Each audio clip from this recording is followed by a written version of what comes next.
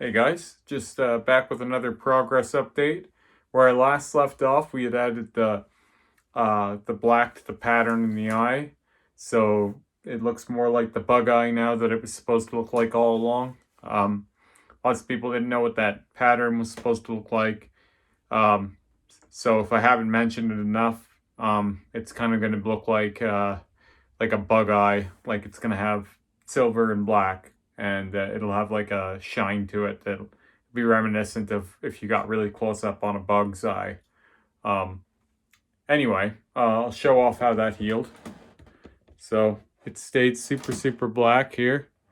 Um, we didn't really lose anything. I don't think it'll need to be touched up at all. Um, so yeah, I really like how that worked. And once we get the silver in there, it'll really take shape. Of course, we built the blackout around the edges, but I showed that off last time. So I'll get right into what we did this time. You can already see I've added more silver and red. We finally got around to getting all the highlights into these guys, and they really lift the pieces off. So now they look a lot more three-dimensional. You can see back here there's some more silver. That one was mostly silver, but we just did the rest of it. These big ones got a lot of love, like the big ones on either side. You can see the red and silver in the eyes here. And of course that's the healed silver, so all of this heals really well. And then there's red and silver here, and then this is a red and black eye, red and black. There's a bit of red here, but it's going to be harder to see due to the glare. And another red and silver eye here. A couple more red eyes here. Lots more silver. And yeah, lots more silver. And there's one more down here too. It's hard to see. And that's red and silver as well. This time the silver didn't darken like it did last time. The last time I got silver highlights, they went a bit dark, but as far as I know, my artist saturated them a little bit differently this time. Where the last time in these teeth, he sort of packed them like you would color packing. He just sort of whipped the silver in here, so bit of a lighter touch, bit of a lighter application this time seemed to do the trick.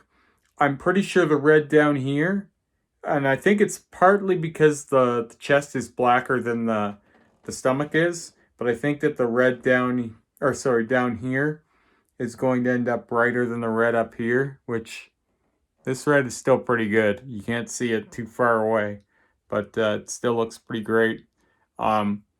We have decided that we're gonna do some more red and silver even in the spider eyes. Now that we've been experimenting with the silver, it seems like it would be a wasted chance or opportunity if we didn't put some silver up here too to pop the red more. There's also going to be some silver shading in, so you can see that there's some black lines in between the eyes. We're going to get some silver in there.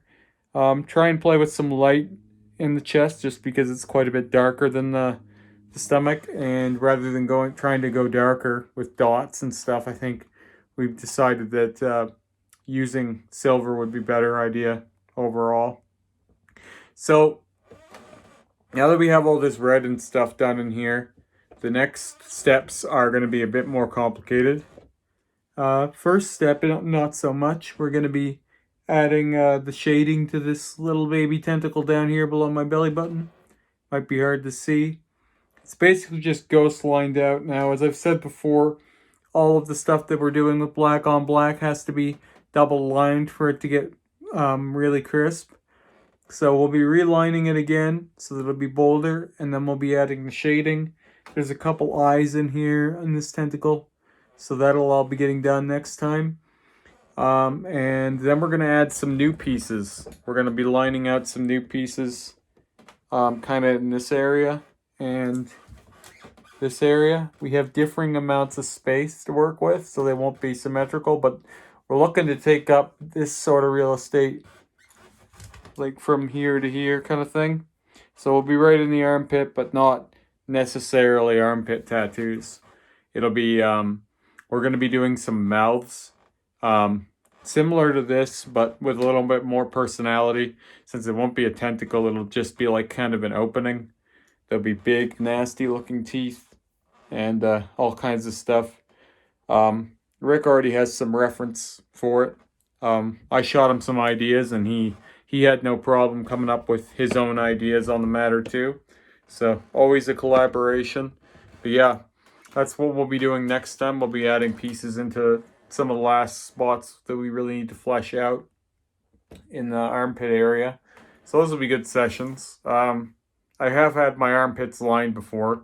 I think this will mark the 7th and 8th times that I've had my armpits done in general, because I had a goat's eye in the one armpit, and I had a black and red and negative space moon in this armpit.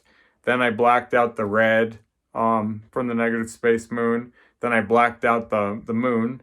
Then I blacked out the moon 2 more times because the blackout just didn't work that well at the first couple times. Armpits can be hard to get heavy saturation in.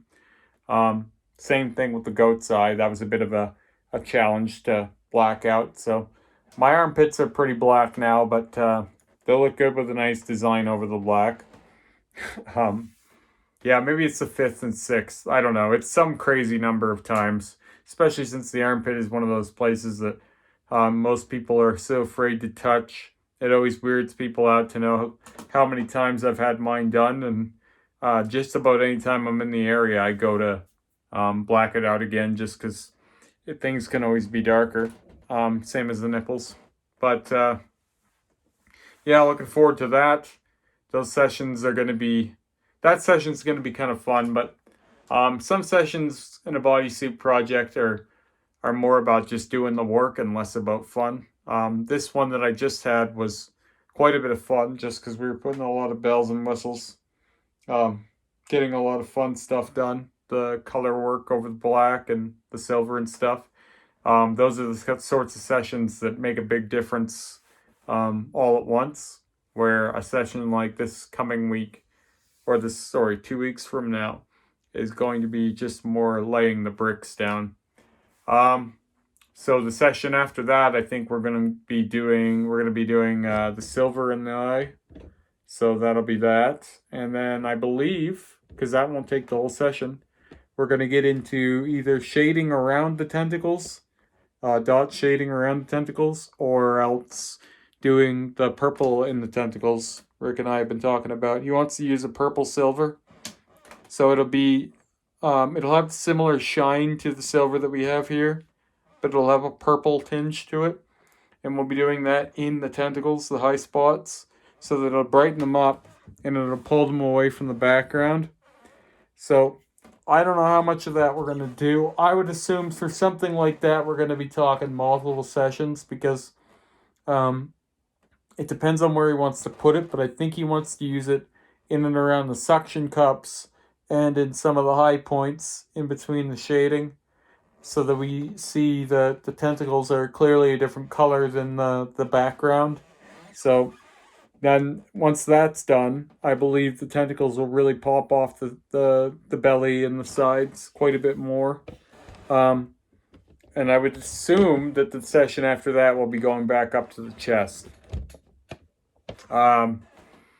Yeah, there's a lot to do still, but it's all kind of little detailing now for the most part. And other than the spots that I've got to add to, everything is going to be kind of working in the background and the highlights of the tentacles now, to kind of push everything out, because now we have the tentacles mostly finished. It's just going to be about coloring them in and changing them enough that they're pretty three-dimensional. And as I said, the silver does a lot to lift them, but we still need that one extra piece in there. In terms of some other stuff, I'm going to be going to Kelowna here right away, hopefully to be learning some more piercing. For people who've watched these vlogs for a long time, it will be no surprise that I've had a piercing apprenticeship sort of lingering for 2 years now. I got pretty close to sort of finishing it up. I had done quite a few piercings, but then the person who trained me, who was married to my old tattoo artist Lee. They moved to Kelowna, and my apprenticeship is kind of put on hold. So the idea was always that eventually I would go out there for a couple weeks, and I would sort of do nothing but piercing for the whole time I'm out there and sort of figure that out there. I don't think I'll get it all done right away, but this is if I can finally get there, if nothing happens with lockdowns or anything, it's something I've been waiting to do for a long time. So there might not be any tattoo progress for a little while after the next two. But I have a clear direction of where I'm going with that, so it's not so bad. The piercing thing is definitely more important because the minute I can start working in the shop and outside of the kitchen where I'm beating my hands to death all the time, I think it's only a matter of time that before I start finally dotting my palms, because I've always wanted to dot my palms. I have no interest in mag shading them. So basically what's going to end up happening is whenever I finally get working at Rocky Mountain Tattoo, I'm going to be dot shading my palms in myself. The boys are going to show me how to use the tattoo machine well enough that I can just sort of do it over time. I'll probably do it where I just do a small patch here and there.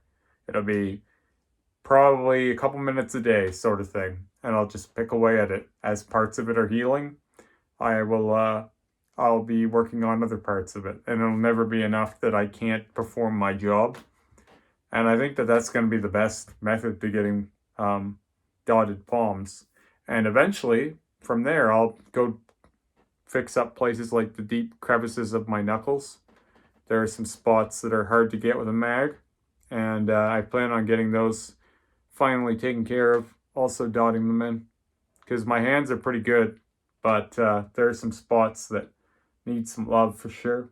And I just think that running them over with a mag another couple times is probably, it might help, but it's not going to do as much as dotting them in myself over times.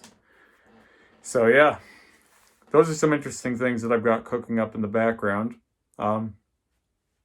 Really hopeful for the piercing.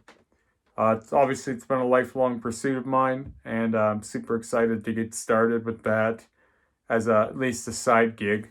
I think once I've done enough of it in Kelowna, I'll be able to at least do maybe a day a week piercing, just ears and noses and stuff here in town.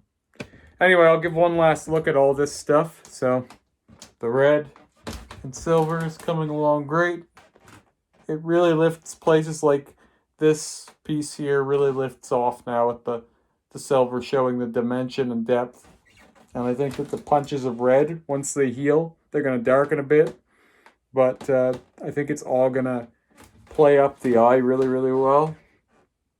That's kind of the goal, is to bring the eye back to life and give it context. And that's exactly what we're doing.